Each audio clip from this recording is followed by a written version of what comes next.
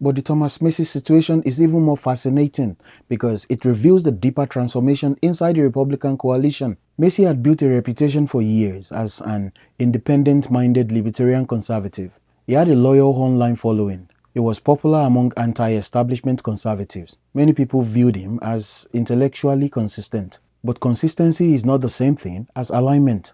And eventually, that distinction caught up with him. Massie repeatedly found himself opposing Trump-backed legislation and key elements of the administration's agenda. Trump openly condemned him and backed challenger Ed Gallerin in Kentucky's 4th District primary. Gallerin ultimately defeated Massie in one of the most expensive House primaries in American history. Now, the coping narrative from Massie supporters emerged almost immediately. They argued that outside money influenced the race. They argued that pro-Israel groups targeted Massie because of foreign policy disagreements. They argued that Trump supporters were being manipulated. But that explanation avoids the central issue. Massie lost because a large portion of Republican primary voters concluded that he was no longer functioning as part of the team they elected. And whether people like that reality or not, that is how modern populist political coalitions operate. The voters of Kentucky's 4th District overwhelmingly support Donald Trump. Trump is enormously popular in Kentucky. Those voters sent both Trump and Massie to Washington